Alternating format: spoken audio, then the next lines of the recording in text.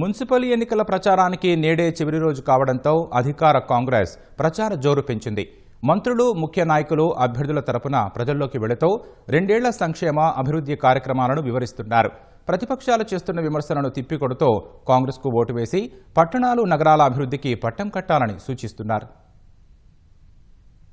పురపాలికలు, కార్పొరేషన్లను 100% చేజిక్కించుకునే వ్యూహాలతో అధికార కాంగ్రెస్ ప్రచారంలో జోరు పెంచింది. కాంగ్రెస్ కూటమి అభ్యర్థుల్ని గెలిపించి మధిర పురపాలిక అభివృద్ధికి అండగా నిలవాలని ఉప ముఖ్యమంత్రి మల్లు భట్టి విక్రమార్క ఓటర్లను కోరారు. బీఆర్ఎస్ హయాంలో పట్టణాలు అధ్వాన్నంగా తయారయ్యాయని విమర్శించారు. బీఆర్ఎస్, బీజేపీ పార్టీలు కుమ్మక్కై కాంగ్రెస్ ను ఓడించాలని చూస్తున్నాయని మంత్రి శ్రీధర్ బాబు విమర్శించారు. పెద్దపల్లి జిల్లా రామగుండం కార్పొరేషన్ ఎన్నికల ప్రచారంలో పాల్గొన్న మంత్రి రెండేళ్ల అభివృద్ధిని చూసి ఓటెయ్యారని కోరారు.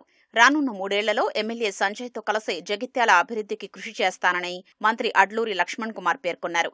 గోదావరి పరివాహక ప్రాంతాల్లోని చారిత్రక ఆలయాల్ని అభివృద్ధి చేసి టెంపుల్ టూరిజంగా రాష్ట్రాన్ని తీర్చిదిద్దుతామని వ్యవసాయ శాఖ మంత్రి తుమ్మల నాగేశ్వరరావు తెలిపారు. వేములవాడలో కాంగ్రెస్ అభ్యర్థులకు మద్దతుగా మంత్రి పొన్నం ప్రభాకర్, ప్రభుత్వ విప్ ఆది శ్రీనివాస్తో కలిసి ప్రజల్లోకి వెళ్లారు. కొత్తగూడెం జిల్లా అశ్వారావుపేటలో ఓటర్లను ఆకట్టుకునేందుకు ఎమ్మెల్యే ఆదినారాయణ అంట్లు తోమడం, ఆకుకూరలు కోయడం, వంట చేయడం వంటివి చేసి వినూత్నంగా ప్రచారం నిర్వహించారు. నన్ను గెలిపించిన మధిర శాసనసభ నియోజకవర్గంలో హెడ్ క్వార్టర్ లో ఉన్నటువంటి మున్సిపాలిటీని ఈ రాష్ట్రంలో ఒక ఆదర్శవంతమైనటువంటి మున్సిపాలిటీగా తీర్చిదిద్దాలనేటువంటి ఆలోచనతోనే ఇప్పటికే 100 కోట్ల రూపాయలు ఈ మున్సిపాలిటీ కోసం నిధులు శాంక్షన్ చేసి పనులు వడివడిగా మొదలైనాయి. భవిష్యత్తులో ఈ అభివృద్ధి ఆకుండా ముందుకు జరగాలనేదే నా ఆలోచన. ఇక్కడ రాజకీయాలకు తావు లేదు. నేను అటువంటి విధంగా కూడా ఆలోచన చేయట్లేదు. ఈ మున్సిపాలిటీలో ఉన్న ప్రతి కుటుంబం యొక్క బాధ్యత ఈ శాసనసభ్యుడిగా నాదే బాధ్యత. తప్పనిసరిగా ఏ కుటుంబానికి ఏ అవసరం వచ్చినా నా దగ్గరకు వచ్చి నాకు ఈ అవసరం ఉంది, పని ఉంది, గ్రామానికి ఇది అవసరం అని నన్ను అడిగితే నేను రెండో ఆలోచన లేకుండా దాన్ని పని చేసి పెట్టాలనేటువంటి లక్ష్యంతో ఈరోజు పని చేసుకుంటూ ముందుకు పోతా ఉన్నాను. నేను రాష్ట్ర వ్యాప్తంగా కూడా టీఆర్ఎస్ అని బీజేపీ రెండు కూడగలుపుకుని ఈరోజు కాంగ్రెస్ పార్టీని ఓడియాలని ప్రయత్నం చేస్తాను. రహస్య ఒప్పందాలు చేసుకొని ఈరోజు మేయర్ కావడానికి కానీ, మున్సిపల్ చైర్మన్ కావడానికి కానీ కాంగ్రెస్ పార్టీని ఓడగొట్టి మీరు కొద్దిమంది సంఖ్య గెలిచినా మేము ఇద్దరం కలిసి చేస్తామనే ఒక ప్రయత్నంలో వారు ముందుకు సాగుతా ఉన్నారు. ప్రజలందరూ కూడా గమనించాలి. కాంగ్రెస్ పార్టీ అభ్యర్థులను ఈరోజు ప్రజానికం గెలిపిస్తే ఇంకా జవాబుదారితనం మరి మీ వాడల్లో ఉన్న, మీ కాలనీల్లో ఉన్న మిగిలిపోయిన పనులు కానీ చేయడానికి ఆస్కారం వారి పరంగా ఉంటుంది కనుక వారిని ఆశీర్వదించాలని కోరుతాను. సంగారెడ్డి జిల్లా ఇస్నాపూర్ మున్సిపాలిటీ పరిధిలోని పాసమైలారం, ఇస్నాపూర్, చిట్కూల్ వార్డుల్లో ప్రచారం నిర్వహించిన మంత్రి వివేక్ వెంకటస్వామి కాంగ్రెస్ అభ్యర్థులకు ఓటు వేస్తేనే పట్టణాలు బాగుపడతాయన్నారు. 10 ఏళ్ల అధికారం తర్వాత బీఆర్ఎస్ పార్టీకి 1000 కోట్లు ఫిక్స్డ్ డిపాజిట్లు ఎక్కడ్నుంచొచ్చాయో చెప్పారని మంత్రి ప్రశ్నించారు.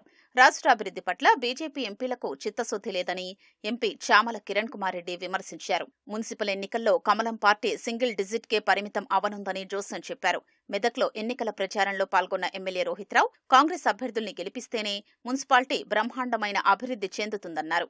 ఉద్యమ పార్టీలో ఏం పైసలు లేవు, ఏం లేవు. కానీ ఈ రోజు 10 సంవత్సరాలు అధికారంలో ఉన్న వారి పార్టీలో 1000 కోట్ల రూపాయలు ఫిక్స్డ్ డిపాజిట్స్ ఎక్కడి నుంచి వచ్చినాయి, అది ఎవరి పైసలు అని చెప్పి నేను హరీష్ రావు గారిని ప్రశ్నిస్తున్నా. ఆ పైసలన్నీ కూడా మన పైసలే, ప్రజల పైసలు. పెద్ద పెద్ద ప్రాజెక్ట్స్ కట్టి అక్కడ కమిషన్లు దోచుకొని ఈ ఫిక్స్డ్ డిపాజిట్స్ అన్ని కూడా పార్టీ పేరులో చేసుకోవడం జరిగింది. 10 సంవత్సరాలలో లక్షలాది కోట్ల రూపాయలు ఏదైతే కల్వకుంట్ల కుటుంబం సంపాదించిందో ఈ గొడవ వాళ్ళది అదే. నా వాటా ఎంత, నీ వాటా ఎంత? కవితనేమో మహిళ నాకు 50% వాటా కావాలంటుంది. కేటీఆర్ ఏమో నేను వాటా అంటున్నాడు. దానికన్నా ముందే హరీష్ రావు ఆయన వాటా తీసుకుని ఆయన వెళ్ళిపోయాడు. నేను మీ అందరికీ కూడా మాట ఇస్తున్నాను, ఈ ఎలక్షన్ తర్వాత ఎన్ని కోట్ల రూపాయలు వాళ్ళు మింగినరో దాన్ని కక్కించే అవసరం ఉన్నది. మున్సిపల్ ఎన్నికల్లో కాంగ్రెస్ 110 సీట్లు గెలుస్తుందని మంత్రి కోమటిరెడ్డి వెంకటరెడ్డి విశ్వాసం వ్యక్తం చేశారు. నల్గొండలోని పలు వార్డుల్లో ప్రజల్ని కలిసిన మంత్రి 10 ఏళ్లు అధికారంలో ఉండే ఒక్క రేషన్ కార్డు ఇవ్వని బీఆర్ఎస్ కు బుద్ధి చెప్పారని పిలుపునిచ్చారు. హనుమకొండ జిల్లా పరకారలో కాంగ్రెస్ అభ్యర్థుల్ని గెలిపించాలని మంత్రి పొంగులేటి శ్రీనివాసరెడ్డి కోరారు. బీఆర్ఎస్, బీజేపీ నాయకులకు అధికార దాహం తప్ప పేదోళ్ల సమస్యలు పట్టవని విమర్శించారు. ములుగులో మంత్రి సీతక్క అధికార పార్టీ అభ్యర్థుల్ని గెలిపించాలని ఓటర్లను కోరారు. కాంగ్రెస్ కు ఓటేస్తే మౌలిక సదుపాయాలు మెరుగుపరుస్తామని మంత్రి హామీ ఇచ్చారు. 10 సంవత్సరాలు ముఖ్యమంత్రిగా ఉండి ఒక్క కార్డు ఇయ్యలేని ఎంత దరిద్రమైన పరిపాలన అంటే దేశంలో ఎక్కడా లేదు. ఏకైక సెక్యులర్ పార్టీ ఇవాళ కార్పొరేషన్లతో పాటు మున్సిపాలిటీ 110 పైన గెలిపించి అందరూ నోరును మోపించి వచ్చే 3 ఏళ్ళు ప్రజాపాలన కొనసాగిన సహాయం చేయాలన్న నా కార్పొరేట్ ఉండాలి కాబట్టి నల్గొండలో మొత్తం క్లీన్ స్వీప్ చేయాలి. కేటీఆర్ హరీష్ చెప్తున్నా, మీరు 13 రిజల్ట్ తర్వాత మీ పార్టీ అనేది ఉండదు. మీరు కష్టపడి శ్రమపడి మీరు మా మీద స్టేట్మెంట్ ఇచ్చినా రిజల్ట్ మీకు 5-6 మున్సిపాలిటీల కంటే ఎక్కువ రావు. బీజేపీ కూడా ఒకటి కూడా రాదు. మీరేయండి, అభివృద్ధి చేసే బాధ్యత మాది. 10 సంవత్సరాలు వాళ్ళు అధికారంలో చేయలేనిది ఇప్పుడు ప్రతిపక్షంలో నుండి కనీసం శాసనసభ్యులు కూడా కాదు. ఎలా చేస్తారు మీరు? ఇక కేంద్ర ప్రభుత్వం నుంచి వస్తారు, మాది ఈ జెండా అంటారు. సొల్లు పురాణం తప్ప, వారి డబ్బా వారు కొట్టుకోవటం తప్ప, అధికారం తెచ్చుకోవాలనే తాపత్రయం తప్ప పేదవాడి కష్టాలు తెలిసిన వాళ్ళు కాదు వాళ్ళు. ఇందిరమ్మ ప్రభుత్వం అంటే పేదోడి ప్రభుత్వం, పేదోడి కష్టం తెలిసిన ప్రభుత్వం. జహీరాబాద్ లో ఎంఐఎం అధినేత అసదుద్దీన్ ఓవైసీ పాదయాత్ర చేస్తూ ఎంఐఎం అభ్యర్థుల్ని గెలిపించాలని ఓటర్లను కోరారు.